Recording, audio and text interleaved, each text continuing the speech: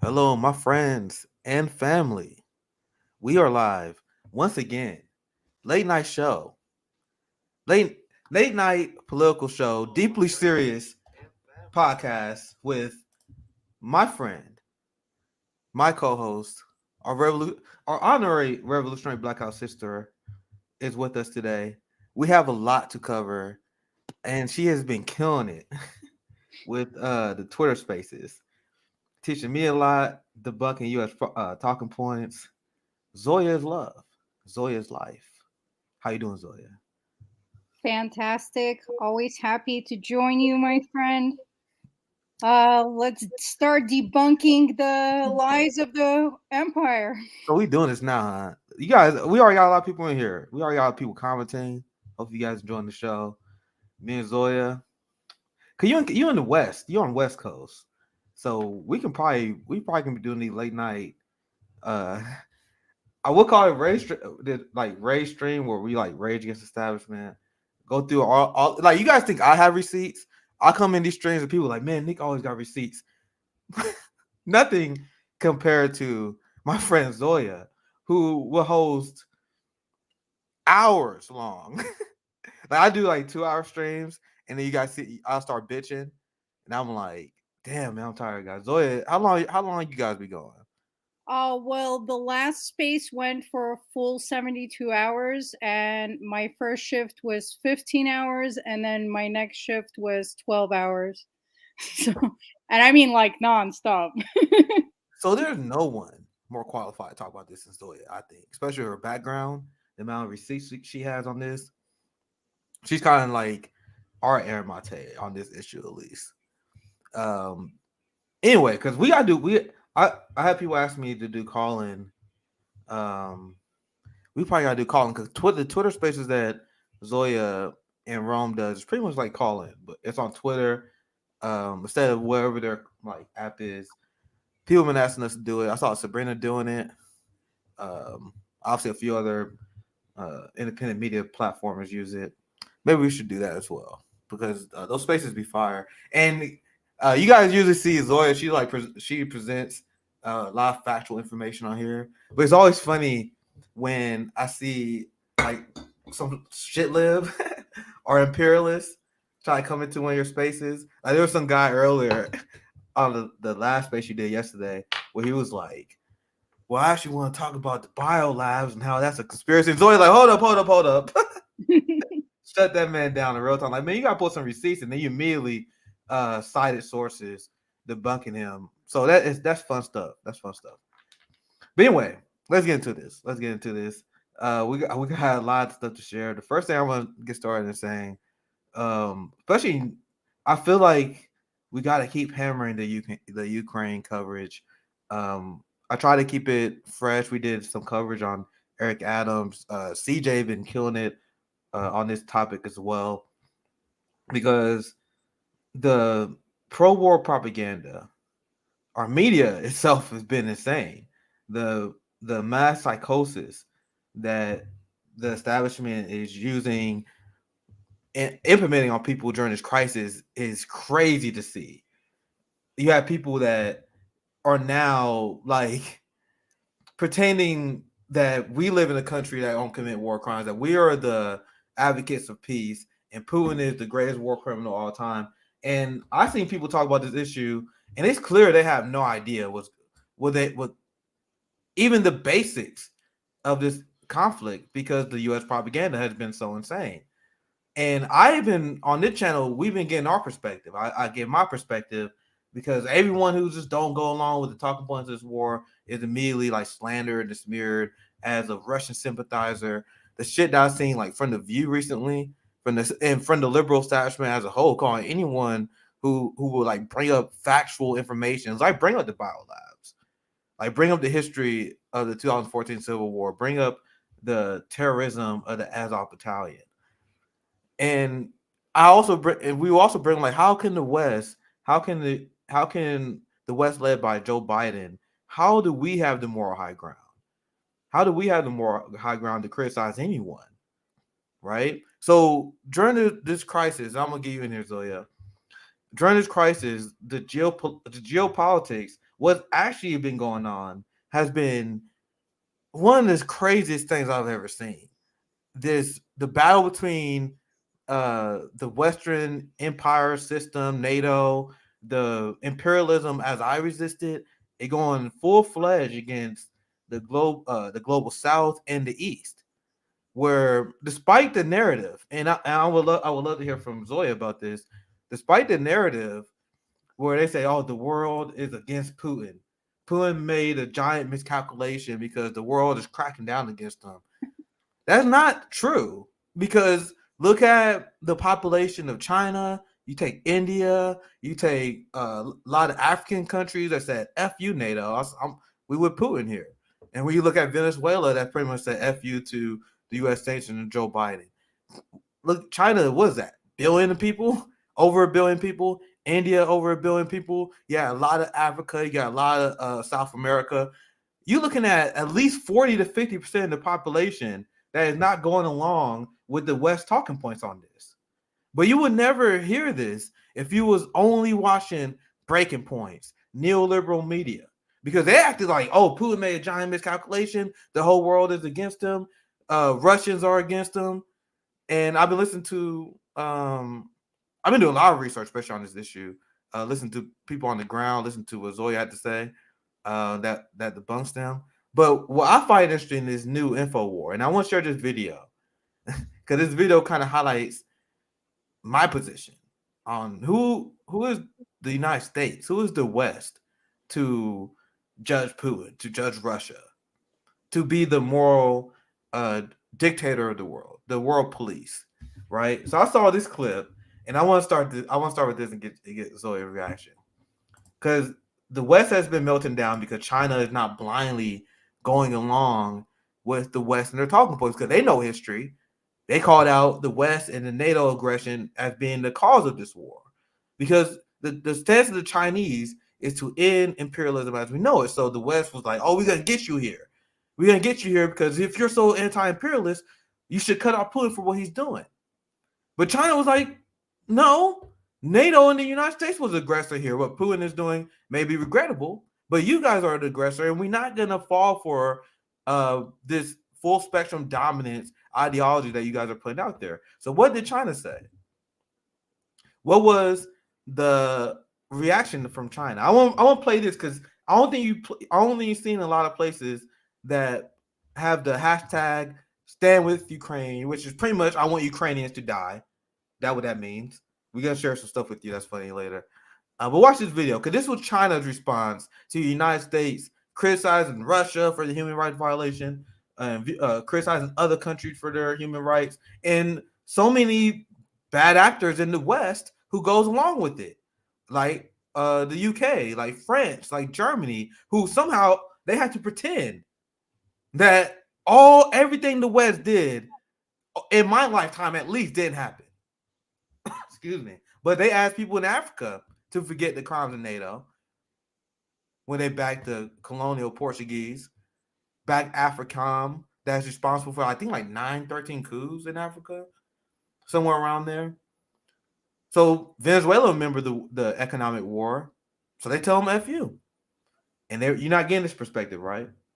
So let's share what China is saying in response to the United States clutching their pearls in response to Russian human rights violation, Chinese violations.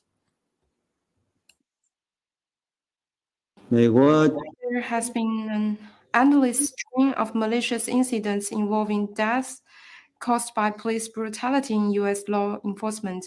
In 2021, over 1,124 Americans died of police violence. Most of the victims were killed by the police in circumstances involving non-violent crimes or even without criminal behavior.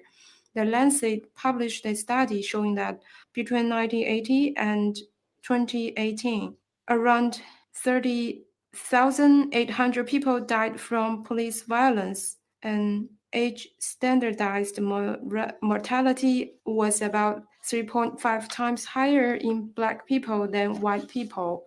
There are frequent media revelations about torture, abuse, and violence in various detention facilities in the US, including private prisons. The Guantanamo Bay prison is infamous for the systemic abuse and torture of prisoners. The CIA, using the so-called war on terror as a pretext, set up black sites in many countries where the so-called terrorist suspects were secretly held in arbitrary detention, and confessions were extorted by torture. And our spokesperson and many media outlets have made revelations that the U.S. floating prisons aboard 17 Navy ships and network of black sites in countries like Lithuania are more typical examples of how the U.S. prison system wantonly tramples on rule of law and human rights. The U.S. is in no position to claim itself a beacon or defender of human rights, still less to make wanton remarks about other countries' human rights conditions under false pretenses. China calls on Human Rights Council and the Special Rapporteur on torture to pay closer attention to U.S. violation of human rights and urge it to adopt concrete measures to resolve relevant issues.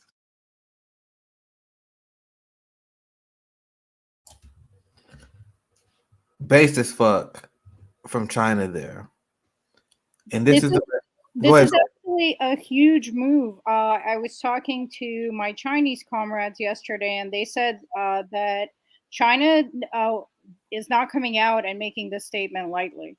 That this is actually a huge foreign policy shift, and for them to come out and call out the United States for its hypocrisy, it is going to be holding America and its military actions to account, especially as they try to blame Russia in this current conflict.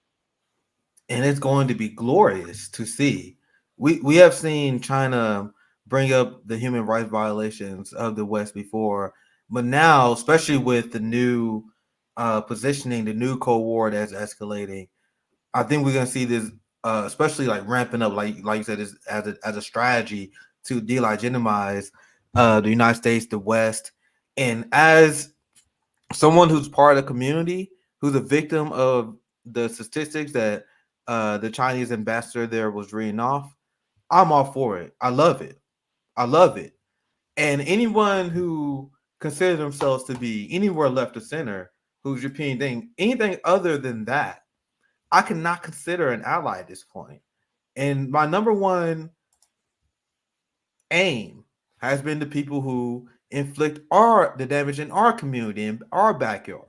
So you have a lot of people that have Putin derangement syndrome, like this guy, Charles Booker here. He loves to. Oh yeah. He likes to think. He likes to think he's left of center. But look at this. Vladimir Putin is a war criminal. So I'm like, I know that's crazy, right? Imagine being in the same party with war criminals. And I said it once, I'm going to continue to say this. If you think that Putin is responsible for more death and destruction than Jim Crow Joe, than Bernie's good friend Joe Biden, you are a deeply unserious or purposely ignorant person. You know, and I'm gonna pull this. Let me pull this receipt up here right now. Biden's sanctions on Afghanistan threatened to kill more civilians than 2 decades of war. Those are peaceful sanctions, Nick. Those are love sanctions done with love. And I'm waiting eagerly for the tweet from Charles Booker that says Joe Biden is a war criminal. And I know what some people might say, oh, why are you mad at Charles Booker for tweeting Putin is a war criminal? Oh, so what? He doesn't tweet Joe Biden is a war criminal. What does that mean? He is, by doing this, he is manufacturing consent for the West and his war machine by lying by omission. When you tweet that Putin is a war criminal and you run within the Democrat Party, giving people illusion that this is the party that care about human rights violations, they're anti-war, that is against war criminal, because that's what that tweet implied, right?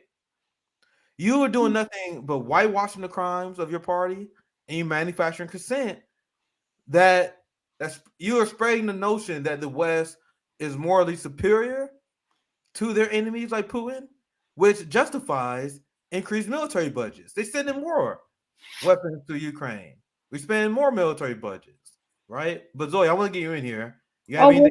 Oh yeah, with Booker it's personal. So he was an underdog in the race, and his account was small. I saw today that it's like at 400 something thousand people, and I was in a group at right after Bernie's primary ended. We were still supporting leftist candidates, trying to fight and push forward, get our policies passed, and Booker was one of those campaigns that we propped up who was totally an unknown. We came up with the hashtag, what was it, Booker beats Mitch, and it trended so high. I remember that.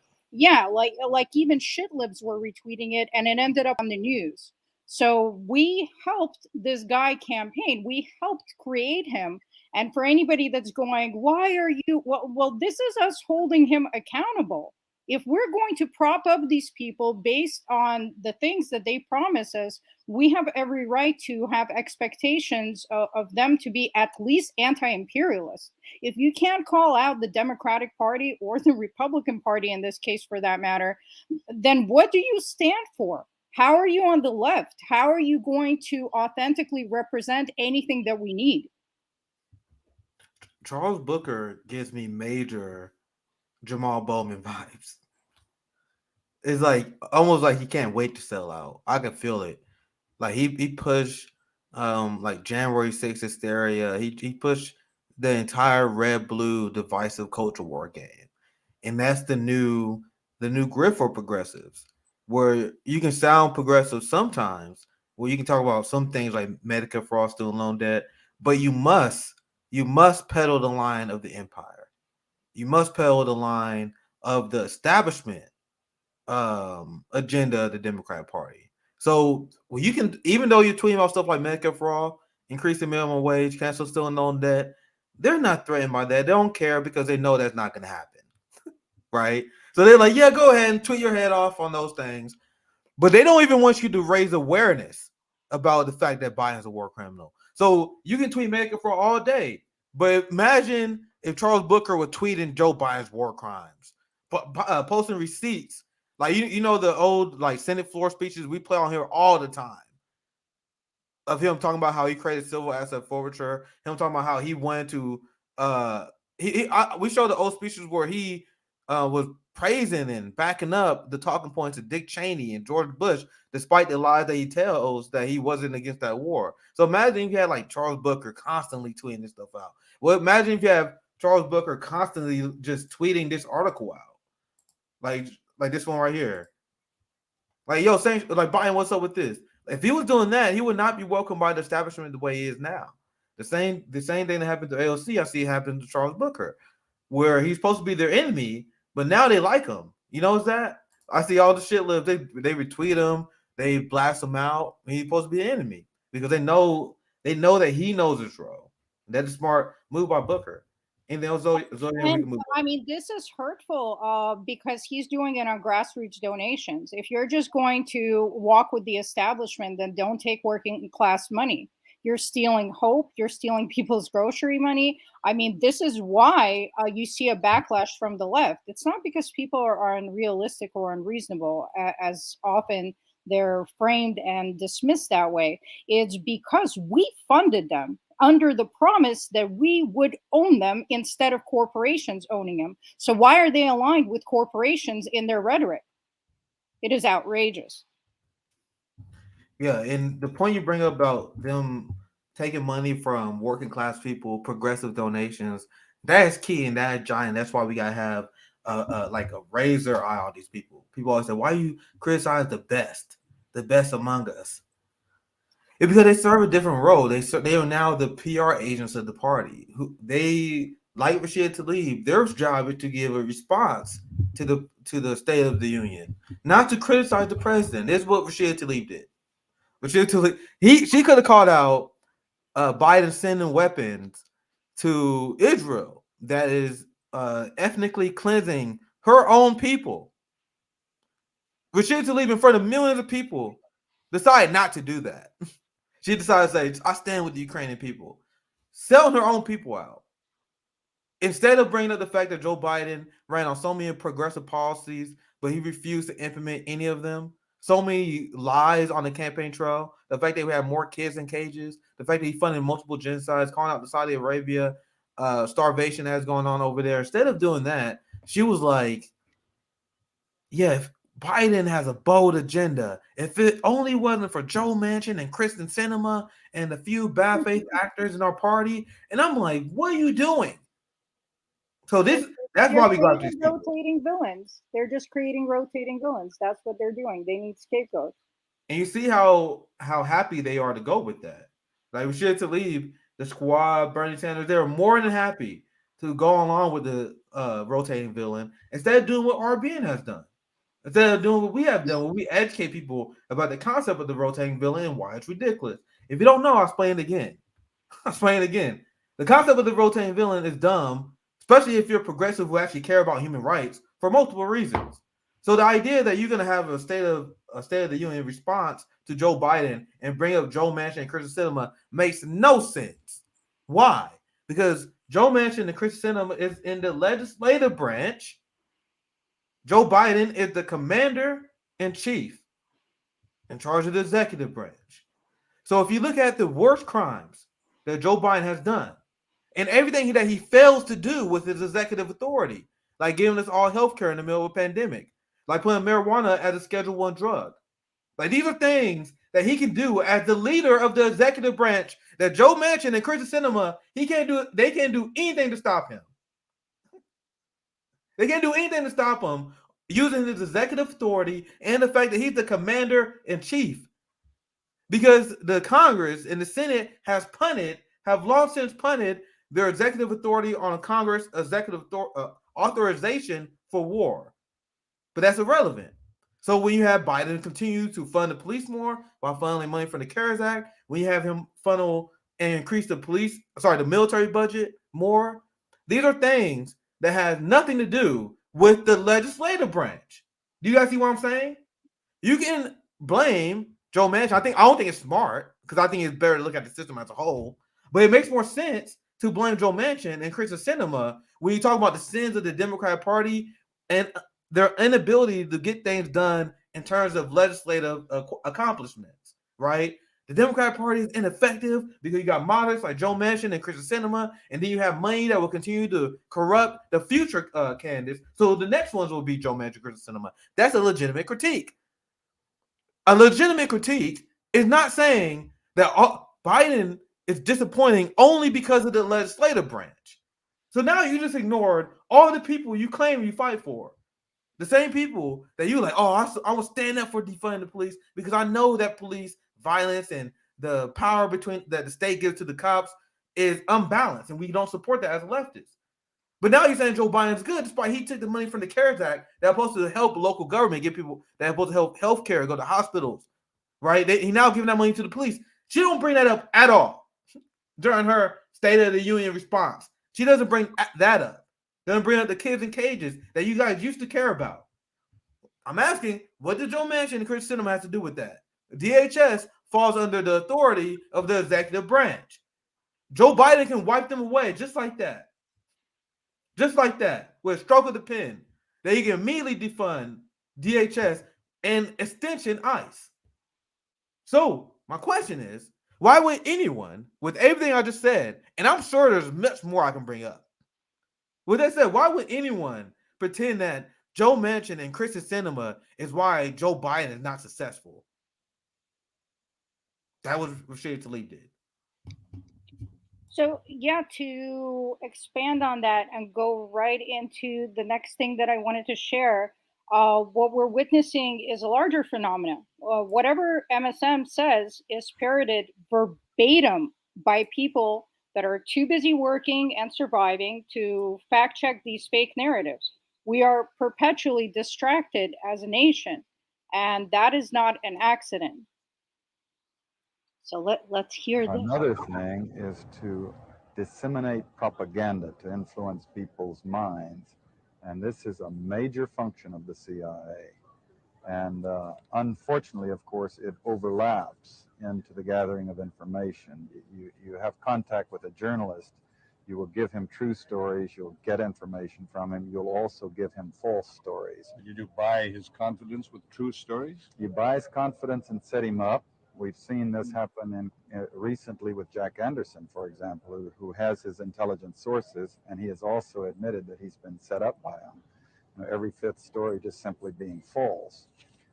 You also work on their human vulnerabilities to recruit them in a classic sense, to make them your agent so that you can control what they do. So you don't have to set them up sort of, by putting one over on them. So you can say, here, plant this one next Tuesday. Can you do this with responsible reporters? Yes, the Church Committee brought it out in 1975, and then Woodward and Bernstein put an article in Rolling Stone a couple of years later. 400 journalists cooperating with the CIA, including some of the biggest names in the business, to consciously introduce the stories into the press. They openly admit it.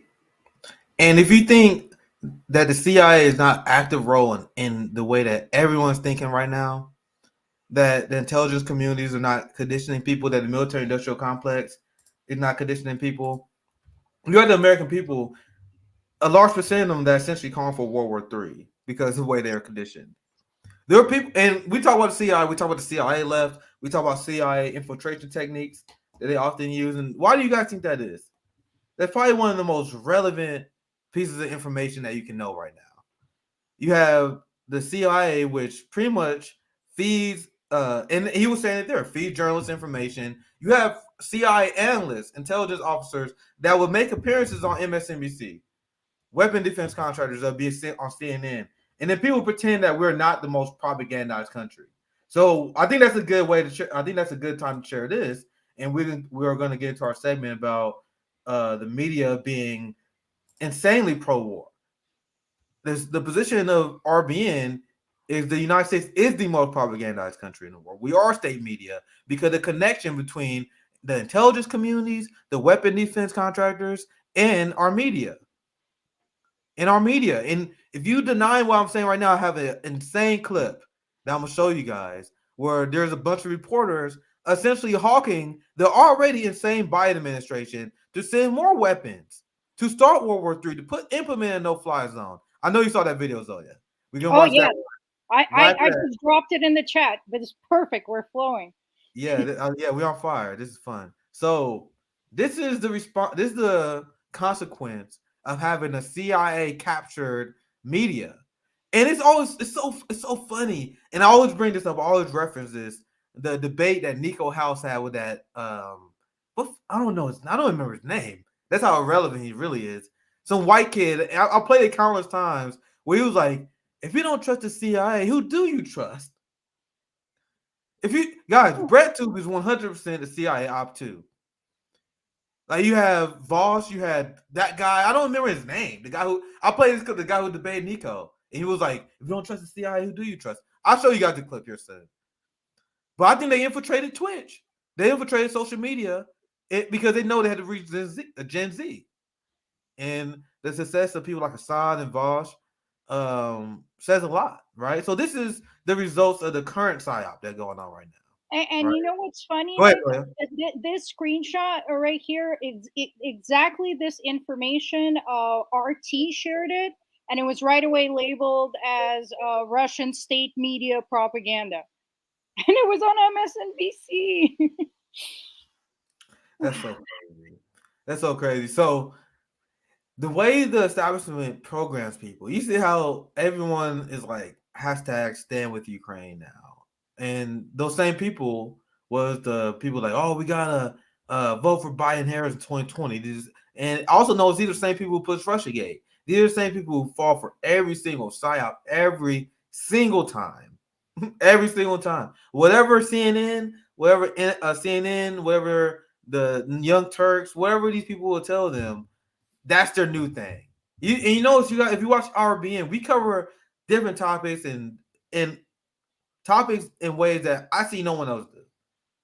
because we're not just going along with the flow of the establishment like so many people just do. As you see with this poll, 85% keeping strict economic sanctions on Russia, 77% keeping military forces in NATO countries near Ukraine.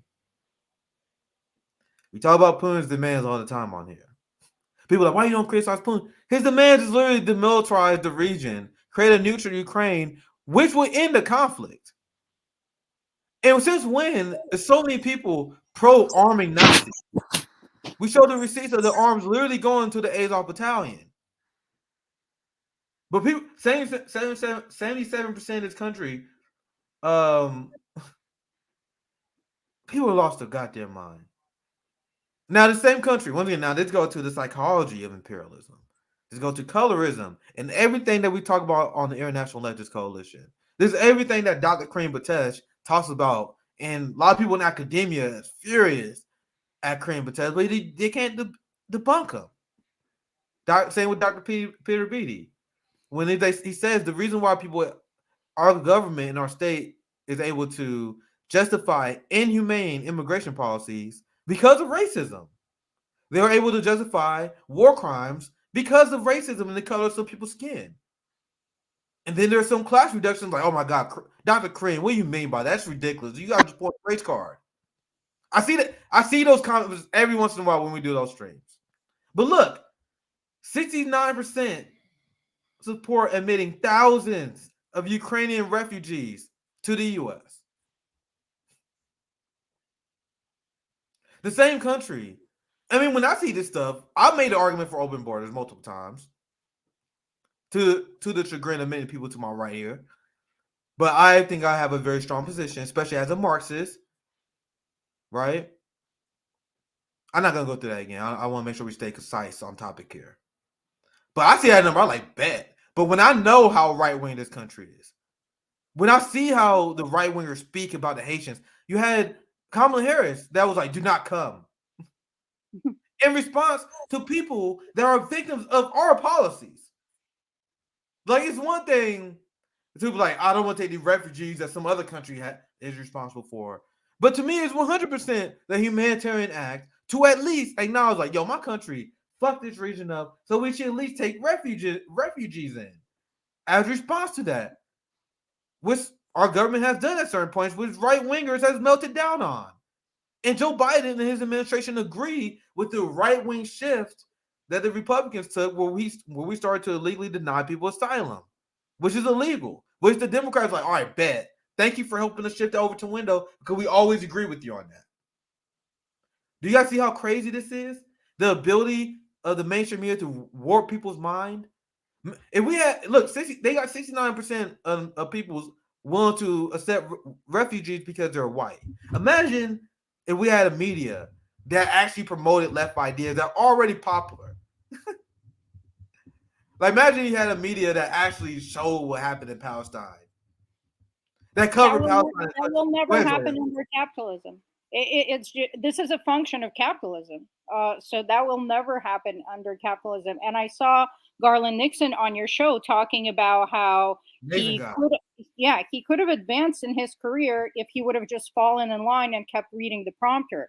But if you dare challenge the corporate narrative, that's it. You don't have a career. And they're going to try to make you comfortable and used to a certain type of lifestyle so that you will fall in line and you won't want to give it up. And I think that happened to a lot of the so-called progressives that maybe even started out as activists and with good intentions. But the establishment is really good at controlling the narratives and co-opting our movements and draining our energy.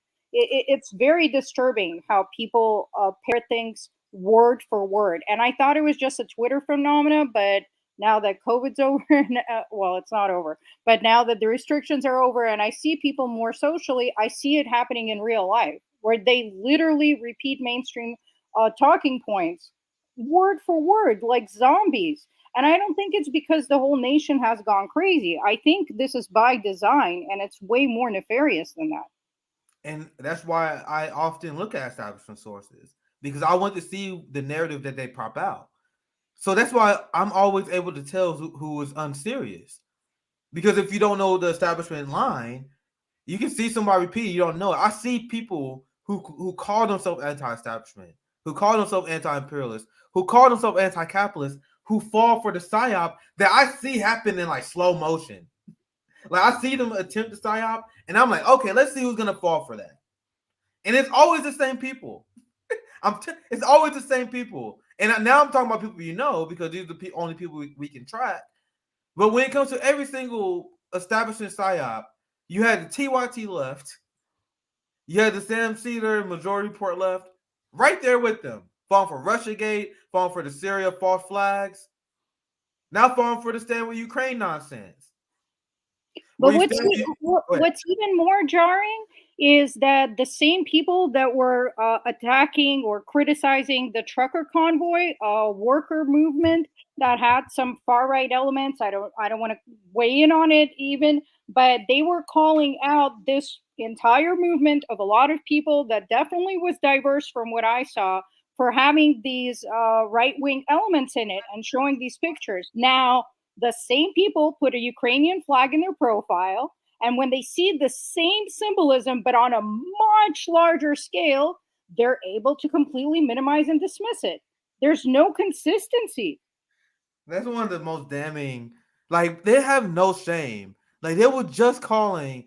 Like, as far as I've seen one picture with like 3 or 4 people holding up Nazi flags at the trucker convoy, which is why I refuse to fall for the psyop, because I saw what they did to our protest. I saw another video of some guy who was walking around the crowd in the Confederate flag, and the people at the trucker convoy like, "What are you doing? Get the hell out of here!"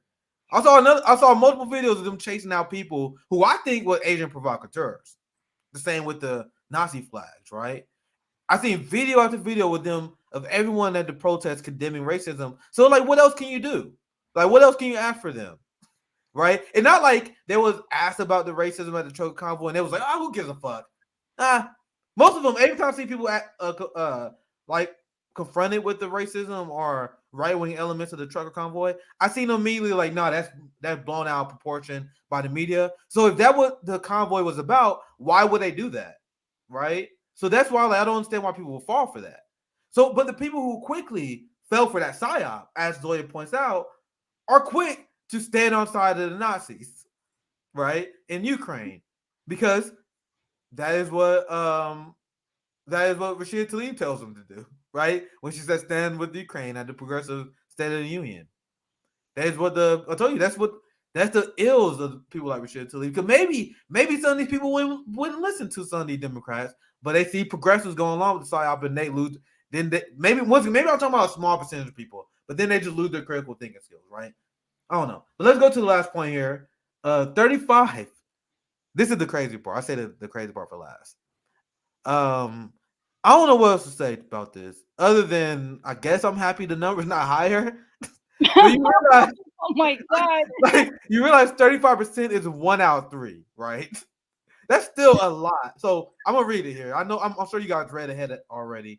But 35%, you know what, Nick? Just give the establishment time. That number is gonna move up. Yeah, it is. That's fucking frustrating. Man, we need more subs. But 35% believe in taking military action, even if it risks nuclear conflict. We are the most propagandized country. It's not even close. Not even close. So you got people. We want nuclear war in order to establish an eastward expansion of NATO. I want a nuclear war because I want a militarized region in Ukraine where the Nazi Azov battalions can get weapons. The only thing I am doing is substituting the goals of the West and make it align with that poll. So that poll, let me go back to it real quick. And now I want to get Zoya's full response after So it's a 35% want to take military action, even if it risks nuclear conflict. Now, why will you be for taking military action? You want to be for taking military action because you want to stop Putin, right? Now, what Putin want?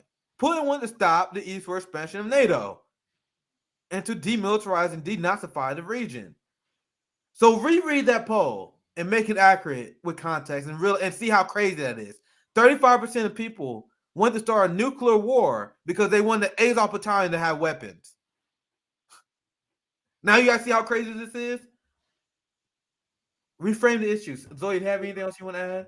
Then I want to. I wanted to play that video of the gentleman on the Ukrainian news talking about how Russians should be treated in line with this Azov thing because it gets minimized, right? So I want people to see what their Ukrainian flags are supporting. It's the last tweet I sent you. Yeah, let me pull it up. One second. I got a lot. I'm managing a lot of times here. Where is it? Oh, I think I found it. So this is the one with the Ukrainian presenter. Let's see. He's on TV. So Zelenskyy. Is it the one you sent in the private chat? Yeah, in the private chat last week. Yeah, okay. This one right here. Perfect. Okay. Let me go back to this one. That's a funny video you had. Damn, I fucking spoiled it. Oh well, let's go. We say that for later. Anyway, let me fix the audio. Cause I don't think I gotta let me fix the audio. Let's I'll fix the audio and go to it. Be patient, guys. I'm the only person. But what's scary to think on the trucker convoy while we pull that up,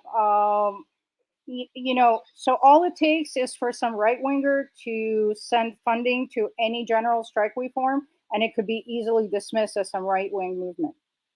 We have to be careful about how quickly we're willing to turn on allies.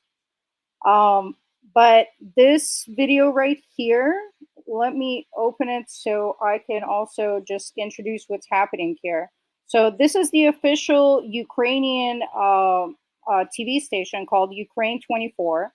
And the presenter here goes full Nazi, endorsing Adolf Eichmann. You'll see his picture in the broadcast.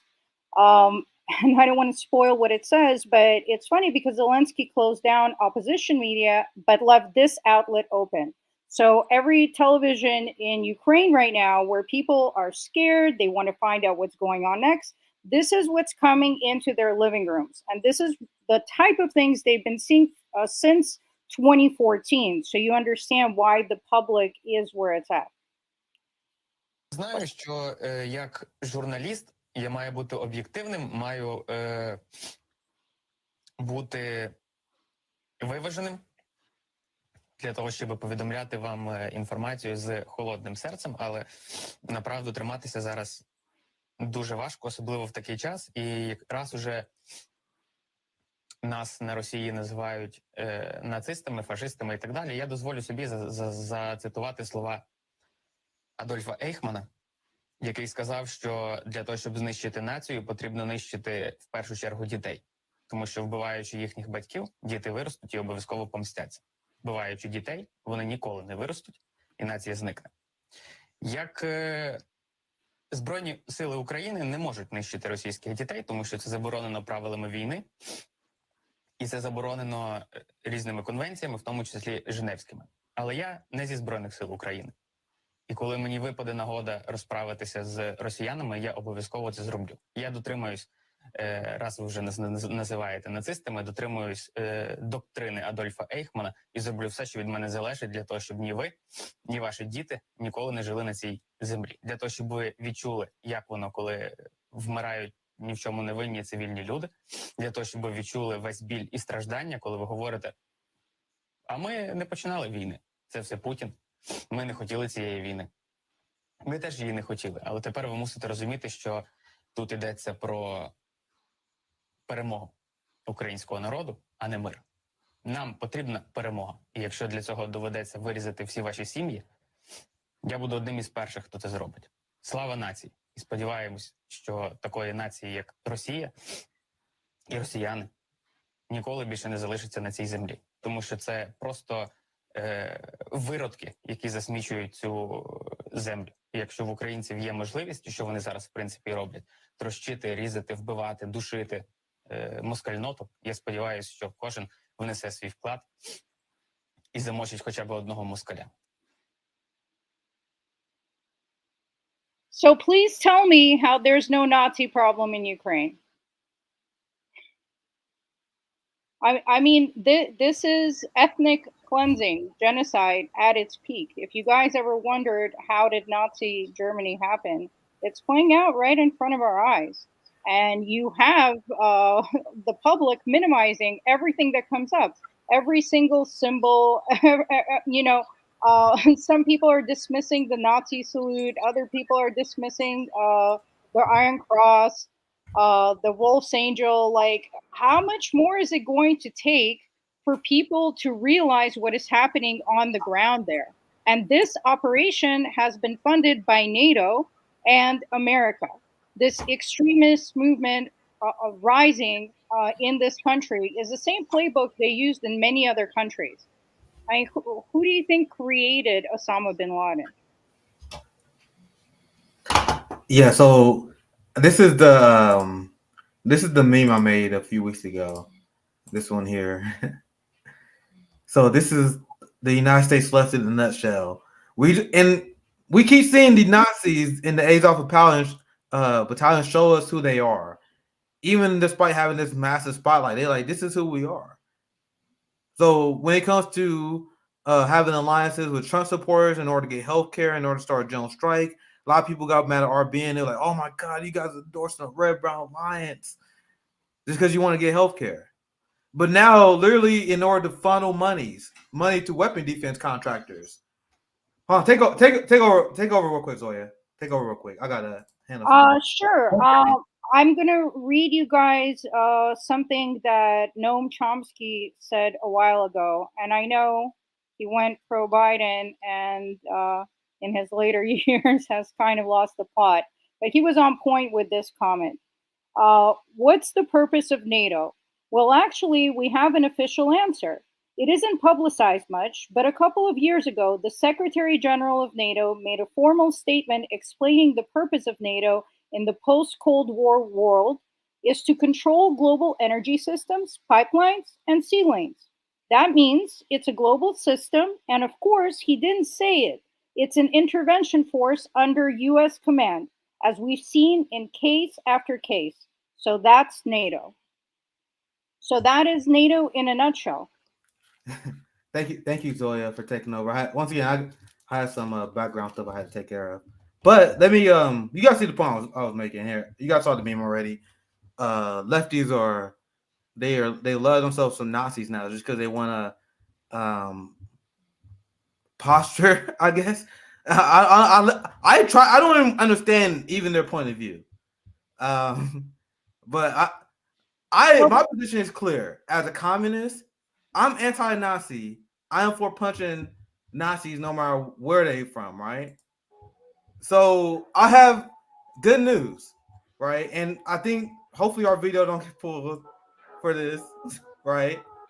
Because this is something I celebrate, right? And I would look at your talk. I know Zoya was tweeting about this as well. But don't allow the music to distract you guys. But I was just here to report on this, okay? Right? One of the founders, one of the head ideologues, and I'm talking about he was the Ukrainian Nazi. This guy, one of the founders of Azov died today. And I'm not like these Western progressives who believe in Western chauvinism. I'm against Nazis no matter where they come from. So this is based. This is the denazification that a lot of people claim wasn't happening. I think I want the rest of the Azov battalion to go to, right? So I'm just reporting on this. I'm gonna get pulled, right? But I think someone posted these tweets. Here it is. So this is what I said in response to this amazing news. The only good Nazi is a dead Nazi. And this is the guy, right? He is the main ideologist of the Azov movement. So I know some of you guys think I'm an asshole right now, but I'm not. He's just not some guy like, oh, I'm just fighting. He is literally the person who he is the Ukrainian Nazi. So denazification. Yeah, and I mean, I don't think you're being an asshole. I mean, what we just heard that broadcaster saying as far as murdering children, and it being a civic duty to kill at least one. This guy's rhetoric was way more extreme. He made that broadcaster look like, a softie.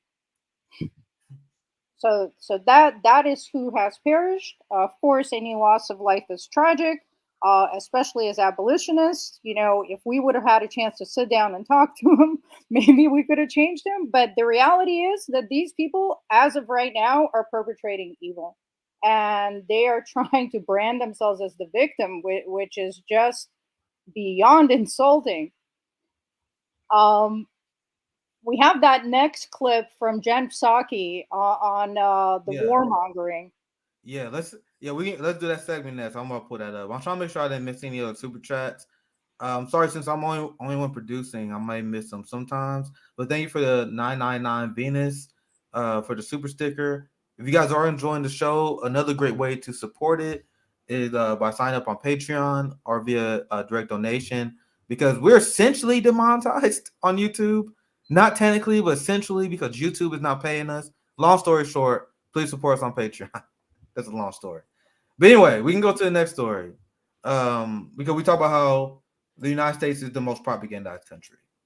And I bring up, and the response that I get from people that will say, how can you say the United States is the most propagandized country when we have other countries have state media? We have independently run. And I see Zoe kind of giggling already.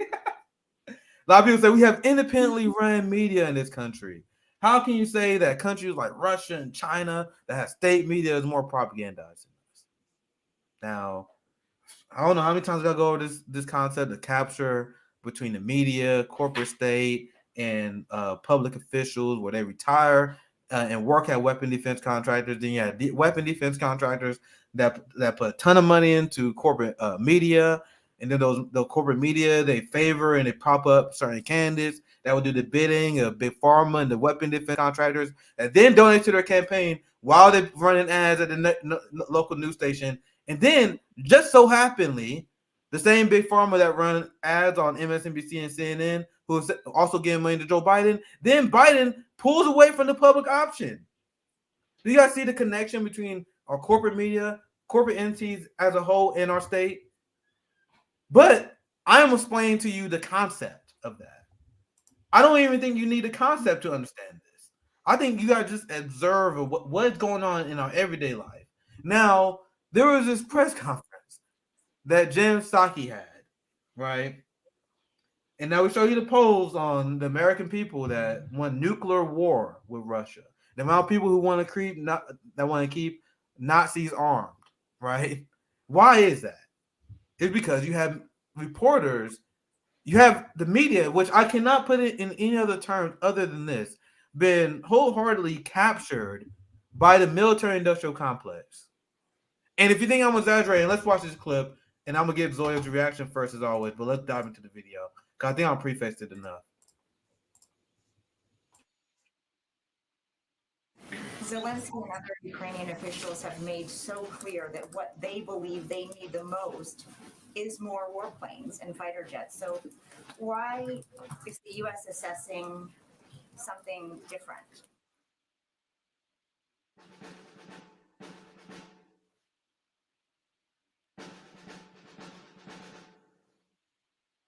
Why does the U.S. believe they know better what Ukraine needs than what Ukrainian officials are saying they need the most? It sounds like, we're pretty dug in on our position when it comes to the no-fly zone, when it comes to the MiGs, despite this growing bipartisan call in Congress to shift a little bit. So to put it bluntly, is Zelenskyy wasting his time tomorrow? Asking for President Zelenskyy is going to be speaking to Congress tomorrow. He's been pushing for fighter jets, no-fly zone. You have to hear some of those same requests tomorrow as well. Shift them that at all. though, calling for a no-fly zone. They're a NATO member. They share a border with Russia. How do we view their calls for a no-fly zone?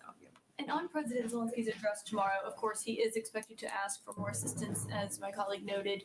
A lot of the U.S. positions on that haven't changed, as you just said, when it comes to the no-fly zone. But on the aircraft specifically, the Pentagon said last week that Secretary Austin said they do not support the transfer of additional fighter aircraft at this time. Is that still the United States' position? Would a strike in Poland on supplies or anything really automatically be met with a military forceful response, or simply a conversation amongst allies about how to respond? There are reports that a Russian drone made its way into Polish airspace before going back to Ukraine and being shot down. Does a drone into Poland count? Former ambassador to Ukraine, Maria Ivanovich, has been quite outspoken recently. And she said we need to mitigate risk, but it's also true that not taking greater action comes with a risk as well, because Putin is a bully and he only understands strength. Is the president showing enough strength against Putin? If Putin were to use chemical weapons, would it change the president's thinking when it comes to these MiGs, taking the no-fly zone off the table? But at least on this issue, are you prepared? Can you give us any more details about what that threat means of severe consequences? The president obviously made the same threat last week. Is that purely economic consequences, or would there potentially be a military threat? Go ahead. So, aside from the request for weapons, President Zelenskyy has also requested that the U.S. be more involved in negotiations toward a peaceful resolution to the war. What is the U.S. doing to push those negotiations forward? Well, one of the steps we've taken, a significant one, is to be the largest provider of military and humanitarian and economic assistance in the world, to put them in a greater position of strength as they go into these negotiations. We also engage and talk to the Ukrainians on a daily basis. And the president and this national security team has rallied the world in being unified in their opposition to the actions of President Putin. So those are the steps we're taking. We also engage oftentimes before and after any conversations that any of these global leaders are having with both Russians and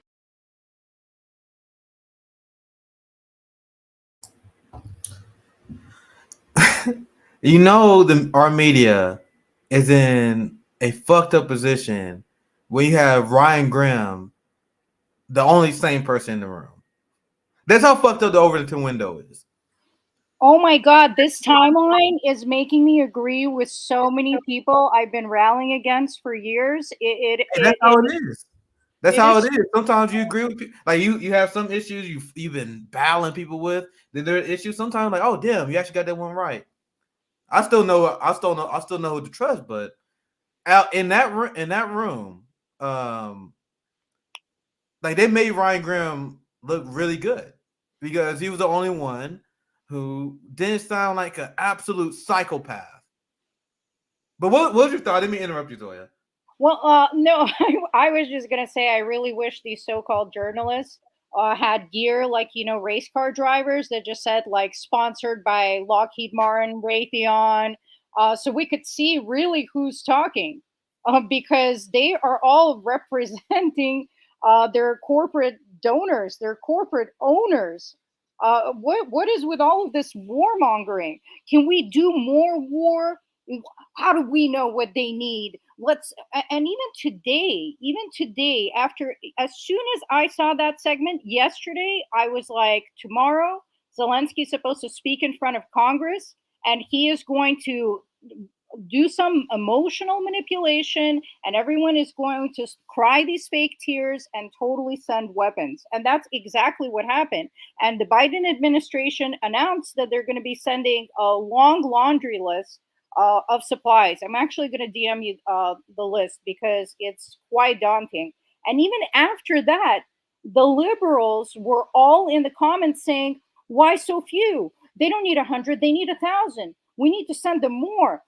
They're just in this mindset where they think they're playing some kind of game, like online or on Switch, and that they're trying to win. Just send more ammunition. Let's kick Putin's ass. They're not thinking about civilian casualties or anything else. And Nick, I just sent you the screenshot, and this is so far the so-called aid. And by the way, it's surreal that we're calling weapons aid. Weapons have never aided anybody. Weapons kill people, but this is the power of the rebranding that the establishment has mastered. How crazy is it that Ryan Grimm, as the Biden administration, Zelenskyy actually wanted you guys to play a role for peace talks as well, aka maybe stop the eastward expansion of NATO, maybe stop arming Ukrainian rebels. Like that is what Putin wants. So Zelenskyy was like, "Can you guys like help negotiate peace as well?" And Ryan Grimm asked her, "What are you guys doing on that front?" Where everyone else in the room essentially cheering for World War III, right? And he's like, "What are you guys doing for peace?" And Jen Psaki's response to that was, "Oh, we're sending more weapons." Weapons. Do you guys see how ridiculous the propaganda and the psyop is in this country? How crazy Americans are that they think the path to peace is bombing their way out of it. We need peace, so we're gonna send more weapons and we're gonna wage more war. How does that make any sense? We are in a completely post-truth society to the point where people can repeat blatant falsehoods like that. Stuff that doesn't make any sense. This is what they're saying. They're saying, let's give weapons to Nazis so there can be peace. But we are called crazy for our positions. We are called tankies. We are far left for our position of not accepting this nonsense. As someone who's actually anti-war, who's actually upset on every non-Nazi, I want you guys to understand, non-Nazi that dies, right? I don't want to hear about civilians dying. That's disgusting. And no one want to hear that. So, Nazis aren't civilians, guys. I want you guys to realize they're not civilians. As soon as you put that Nazi patch on, you're not a civilian. That's my position. But so, as someone who actually cares about civilians dying, not Nazis, I want to end the conflict. And as someone who, why would anyone in America, why would anyone in the West cares about NATO eastward expansion? There's been many experts, and since we're running late, because I'm gonna keep the night sections to about an hour. There was another video that's gonna be taken down on YouTube soon. Sorry, long day, guys. This guy is a liberal American exceptionalist, and he explains how the Ukraine crisis is the West's fault. And this video was released in like 2015, right? Who knows when they're gonna take down this video. Now, when you listen to this, I watched maybe like 40, 50 minutes of it. This dude is clearly not a leftist. He's clearly not a leftist. I'm listening to some of his opinions. I'm like, yikes, that reeks of Western chauvinism. But even from a Western chauvinist point of view, which is why this is all about weapon manufacturing, weapon selling, and had nothing to do with the Ukrainian people, had nothing to do with the prosperity of the American people, right? Because this person who has a Western chauvinist point of view, he was saying that having a neutral Ukraine is actually great for the West. It's actually great for Russia too, because they have that buffer zone. They have a buffer, and this is something that the West would benefit from, and Russia would benefit from. Let's see if I can find it. Maybe I'll play a few minutes. So you have anything you want to add? Because I'm gonna keep let's go to the screenshot. I'll share the screenshot. Yeah, please. Yeah, you can comment on this real quick and then I can find the other one. Yeah, I mean it's stunning, and most people don't know about it. I'm not sure if people can see it clearly or not, but the new $800 million assistance package includes 800 Stinger anti-aircraft systems, 2,000 javelins, 1,000 light anti-armor weapons, 6,000 AT-4 anti-armor systems, 100 tactical unarmed aerial systems, 100 grenade launchers, 5,000 rifles, 1,000 pistols, 400 machine guns, 400 shotguns, over 200 million rounds of small arms ammunition and grenade launchers and mortar rounds, 25,000 sets of body armor, and 25,000 helmets to keep the Nazis safe. So, for peace. Yeah, these are weapons of peace, guys. You don't have to worry. All of these bullets are going to bring diplomacy and an end to the war. So you're in safe hands. And the screenshot, if you guys want to pause it and go back and really zoom in on it, it also includes the package that we already sent prior with 600 Stinger aircrafts and a whole bunch of other stuff, 2,600 Javelins. So we already sent a ton of military equipment, and this is just the next round. And believe me, it's not the last one. Because today I heard people talking about Biden sending 100 drones, but that is far from everything that we have been sending in there, but for peace. So don't worry. So to wrap the stream up, because for the late night streams, like I literally looked at the timer and I was like, "Holy shit, we went an hour." Me and Zoya, we had such a fun time doing these. Zoya has so many receipts. We didn't get close to get any into them, but we're gonna have Zoya on here a lot, so we're gonna get through them. I want to play a little bit of this video because I was watching this today, and I want you guys to know this comes from the point of view of a Western chauvinist. I can't quite pinpoint his ideology. I can't really tell if he's a liberal, conservative, but this guy clearly believes in U.S. Hegemony. For lack of, I think that's probably the best way to can explain it. So before I dive into it, this is a video. Look, why is Ukraine the West's fault? This came out September 2015. Did Cal Kalinske talk about this? Breaking points? No. And by the way, this video was at maybe 15 million views when I first saved it, because I first saw it, and then I got all these playlists. I put it in my political playlist for watching later. I came back, it was like 5 million views more. You look at some of the comments, a lot of comments are like really recently. Look, it is very interesting to watch this in 2022, knowing how events played out. Now, before I play you guys a little bit of the clip, this is why they pull Ukraine's on fire. And this is, who knows how long this is going to last. The only reason why people engage in censorship is when they are losing the battle of ideas. So the reason why it's important to watch this video, even though I am sure I disagree with this guy on a ton of politics, because even if you are to my right, you can at least accurately describe who is at fault at this crisis. Now, if you do what this guy has done, you'd be called a Putin puppet. Now, I'm gonna have it unmuted, but you see, he goes over the ethnic breakdown of Ukraine. Remember what we talked about, Zoya? That no one else brings up? How Eastern Ukraine is essentially Russian? Oh, yeah. He goes over this. Like, this is amazing. Like, he does a good job leaving his politics out of it when he just literally explains the history. And I watched like maybe 40 minutes in the video, like, holy shit. He's saying everything that Zoya and everything we've been saying, right? So here he breaks down the ethnic breakdown of the country and how the fact that we always knew this. And during this, maybe the first 10 minutes, he's talking about how Ukraine is a deeply divided country, as Zoya brought up multiple times, right? Now, I think I had this part. I'm going to play it for like 10 minutes because this is where he talks about how this conflict is the West's fault. So maybe we'll play like 2-3 minutes so you guys can hear his point of view. And remember, this guy as far away from the Overton window as possible, based on what I have heard from this. So let me adjust the audio here, and then we'll play this a little bit, and then we'll wrap up here very soon.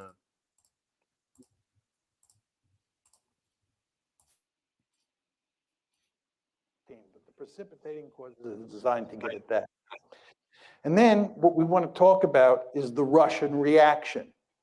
Why the Russians did what they did with regard to Crimea, with regard to Eastern Ukraine. We want to talk about exactly what they did and then why they did it.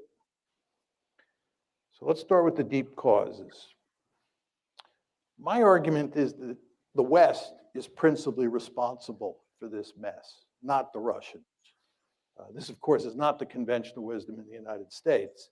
And it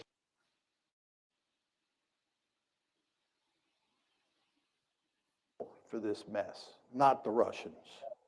This, of course, is not the conventional wisdom in the United States. And in fact, except for Steve Cohen, who's now at Princeton, now at NYU, he used to be at Princeton, Henry Kissinger, and maybe a handful of other people, there are not many people who agree with me. But I think the facts are quite clear on this, that the West is responsible. And my aim is that main deep causes, the aim of the United States and its European allies to peel Ukraine away from Russia's orbit and incorporate it into the West. Our basic goal has been to make Ukraine a Western bulwark on Russia's border. And Russia says, this ain't happening, period, end of story. And we will do everything we can to make sure it does not happen. That's the deep cause. Now, take it a step further.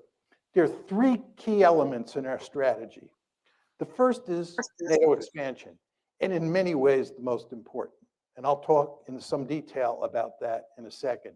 But as you all know, since the Cold War ended, starting with the Clinton administration, we have been moving NATO eastward toward Russia's border. And the Russians have said, this is an absolute no-no. And I'll walk you through the story in a minute. Second is EU expansion. EU expansion is all about integrating Ukraine economically into the West, the way we are in the process of integrating Poland, the Czech Republic, Slovakia, the Baltic states into the West. And of course, we're doing that with NATO as well. These are two sets of institutions, NATO, military institution, the EU, an economic institution. And the idea, again, is to take Ukraine, peel it away from Russia, make it part of the West. The third part of the story is fostering an orange revolution. This is all about promoting democracy in Ukraine and in other places. As you all know, the United States runs around the world trying to topple regimes and put in their place democratically elected regimes. And for almost all of you, me included, it's hard to be against promoting democracy. We all love democracy.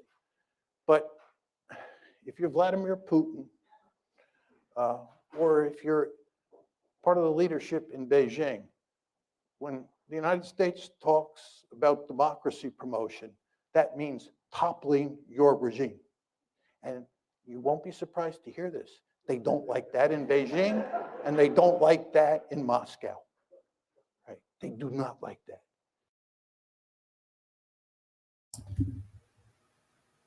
This guy is centrist, probably. Cause you see how he was like, we all can agree that spreading democracy is a good thing, right? But other countries, you can understand that they won't like that because it means toppling the regime. Do you have any reaction to that video, Zoe? That's amazing because that video is so important because it shows people that who are not even tankies can say and acknowledge with historical facts that this is because of NATO and Western aggression. So whenever you see people like Charles Booker tweet out without any context at all that Vladimir Putin is a war criminal, that and I've seen many progressives do this. I've seen this is the main argument of the establishment. This is a war of Putin aggression. Everyone knew this. He even mentioned Kissinger. You guys saw the name drop he did? He said even Henry Kissinger thinks that this is the West's fault. And he name dropped a few other people I'm not too familiar with. But the point is, he's an academic. All the other academics and everyone on the West acknowledged that the situation in Ukraine was the West's fault, like we have been saying, until everyone got amnesia, complete amnesia, a few weeks ago. You guys notice that?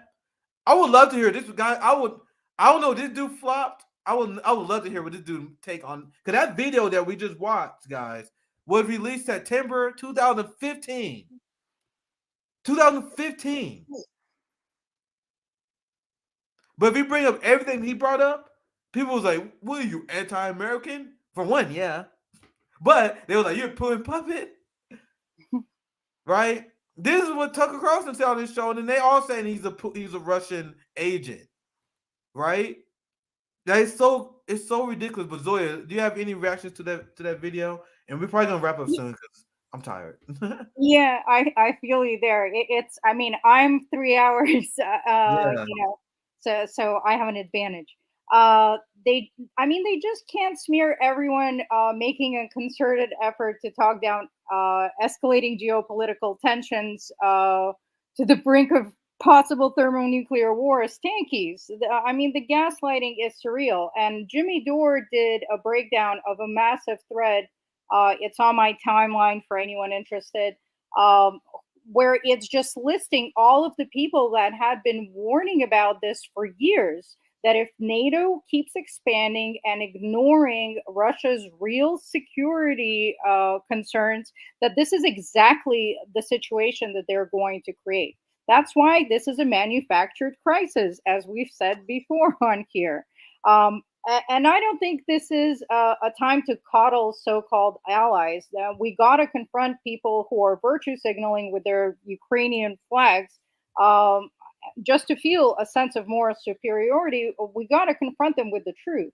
And I like to use sources like this so that they can't so easily dismiss them as, Putin's puppets or whatever it is. And another resource I point people to is that UNICEF, Red Cross, Amnesty International, I mean, the list goes on of all of these international organizations who, if anything, are Western leaning, and they've been reporting about the humanitarian crisis on the ground for years, this entire time, that millions of Russian speaking Ukrainians, they're also Ukrainians, their only crime is being Russian speaking, have been targeted by these Ukrainian Nazis for ethnic cleansing. They've had their food supplies cut off, water cut off, and they've experienced shelling of hundreds of times a day. And the reason that these organizations even have a record of this is because they were delivering humanitarian aid into those regions. They were their only source for water. And even they would get bombarded by the Nazis. And another phrase that the Ukrainians were implementing was, well, if you don't like it, leave. If you don't like the genocide, just leave. And we're talking about millions of people being displaced. And even those who did try to leave were shot by the Ukrainian Nazis on their way out. So that's an unrealistic suggestion, and it totally echoes what Jews were told during World War II. And for some perspective, if I said that it was wrong for the Allies to enter Germany, Italy, or Japan during World War II, because civilians became human shields and also got caught in the crossfire, most people would say that I was missing some critical context. Well, this is a similar situation. The country is being denazified, the genocide is being stopped, and hopefully the conflict that we see now will end a war, end NATO and American interference that has left the second largest country in Europe being the poorest. Well said, as always, Zoya. We're gonna do this again here very soon. These are always fun. Like always fun just having Zoya here. We always have a lot to discuss. If you guys have not already, make sure you guys check out CJ's and Rome's earlier stream. This weekend is going to be very exciting. So I may take tomorrow off in preparation because we have the third party summit. We just confirmed, I think I got mentioned from CJ, I think during this live stream, I think we got Howie Hawkins too. I think Howie Hawkins is going to be there. We're interviewing Dr. Joe Stein, many third party candidates as well. So this weekend is going to be very, very exciting because I've been looking forward to talking to Joe Stein for a while. So this weekend, it's going to be good. It's going to be a good one because we want to discuss, analyze all strategies that we have to challenge our late stage capitalist two-party duopoly hellhole that we live in. We did a Jones Strike Summit. We think that's a very valid strategy. And my position is I think third parties can help facilitate that. And I have a lot of conversations with Green Party people, and I know some people have criticism of the Green Party. Trust me, I do too. But the Green Party and a lot of people I talk to, they want to be taken over. They want members of the working class. I'm saying this because I quite literally had members at the highest levels of the Green Party like, yeah, we would love for people to take this shit over and show us how it's done. So I would love to see the Green Party, the People Party work together in coordination to build a working class movement. Like imagine if we had like two independent parties working on the outside, building a general strike together, right? This is something I see happening. So we would love to at least I would love to destroy the fucking bullshit rivalry that live the whole Green Party versus People Party thing is, because I think we got bigger issues than that.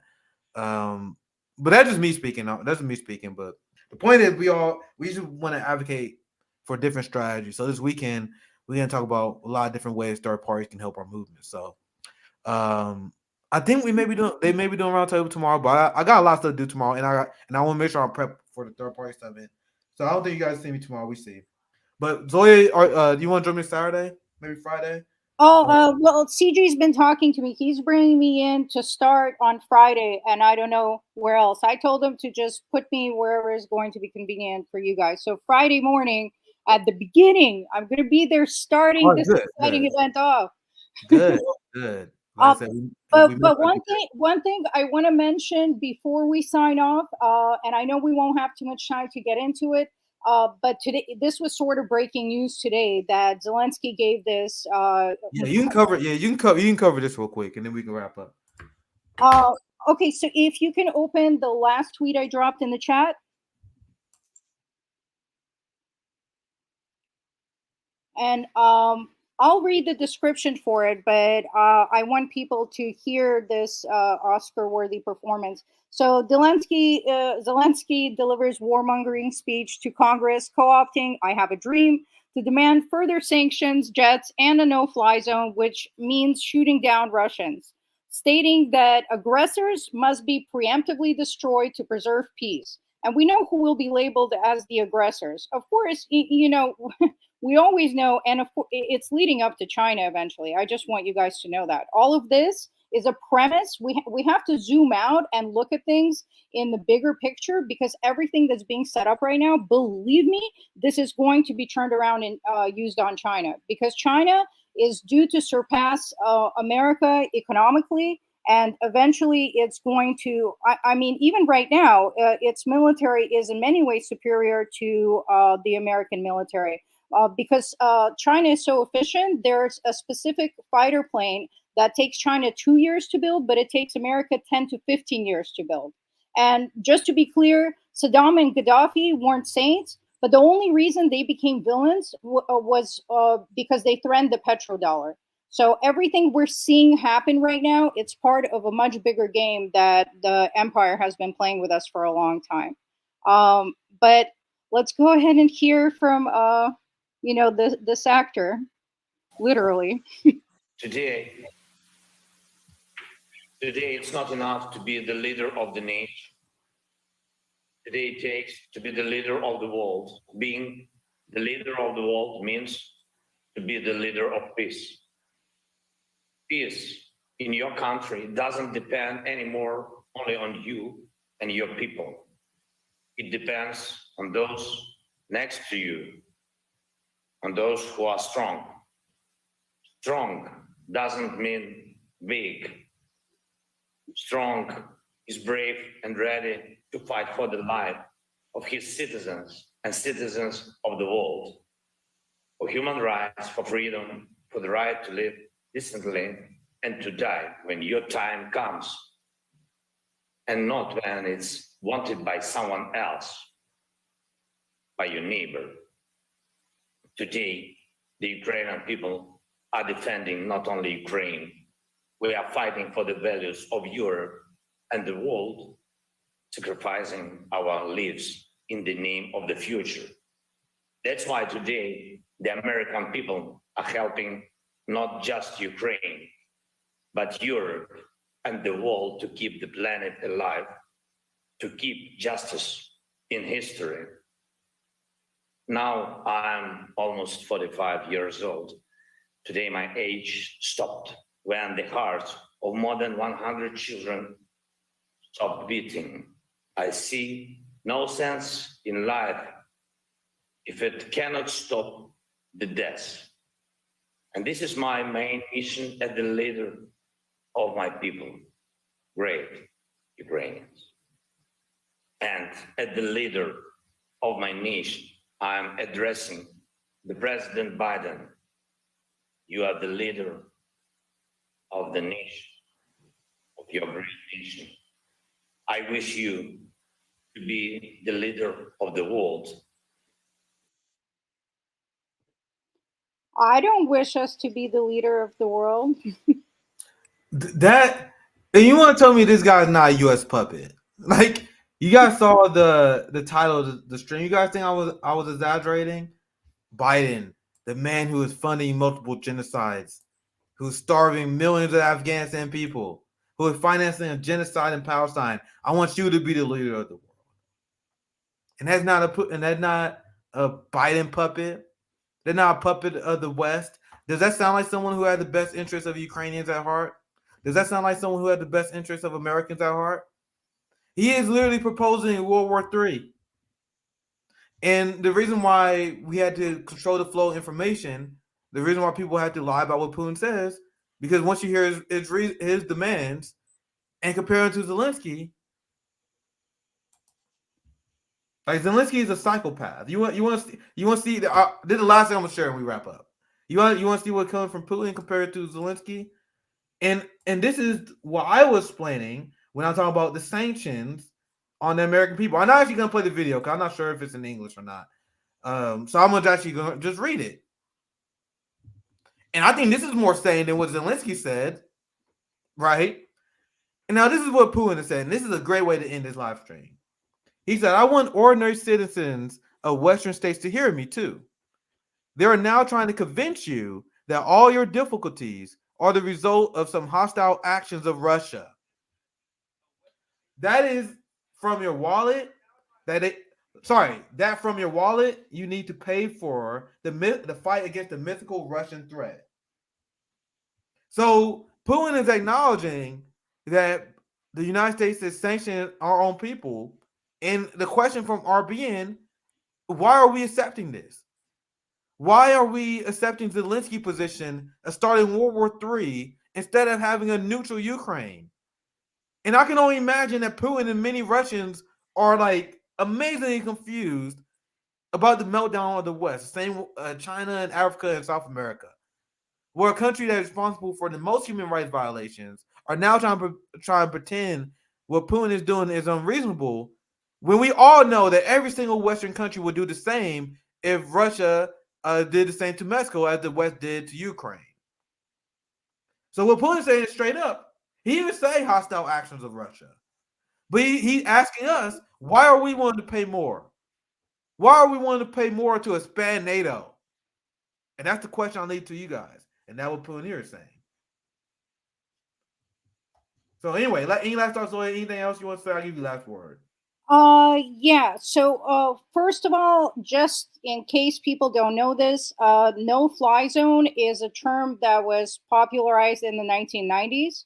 And really what a no-fly zone involves is an aggressive air supremacy. And it would involve shooting down Russian aircrafts and because we implemented this in Iraq originally, and the way we implemented no-fly zone, which is just marketing words, it's really an aggression, was first by bombarding all of their defenses on the ground. So that's all part of the no-fly zone. It sounds nice. It's not okay, no-fly zone, prevent that. But really what he's asking for is an aggression on the part of NATO and the United States. And as far as you mentioning Putin, besides his demands being reasonable and consistent for now over a decade, I mean, arguably since the collapse of the Soviet Union, today Putin announced that he's going to be raising the minimum wage, public sector wages, social benefits, and pensions. Meanwhile, here in America, the price of oil per barrel is lower today than it was in 2008 or 2014. So why is the average price per gallon nationwide higher? It's just pure price gouging. So over here in America, we're being exploited. Meanwhile, we're seeing this guy that might not be a saint, but he's being vilified and compared to Hitler, and he's actually providing social services for his people. So I see US hegemony being challenged as a good thing for everyone on Earth. And the world does not stand with NATO. That is just a talking point. For that you would have to have a view of the world being just Anglo-Saxon countries, including Australia, America, Canada, and then Europe. But there's a whole world outside of that, over 100 other countries that have been exploited and murdered and colonized by these people that absolutely do not stand with them. And they know what NATO interference brings, which is death and destruction. So the world does not stand with Ukraine. And I'm going to leave you asking, why do you? Because I think that the only leftist stance right now should be demanding diplomacy. Well said, Zoya. And thank you guys for watching. We have the third party summit this weekend. Make sure you guys check us out. It was a good stream as always, and we can and you guys will see more Zoya at the third party summit. So thank you guys for watching. Make sure you guys support the Patreon if you guys want to see his channel grow, and please share and subscribe. The SocialistMMA, Zoya.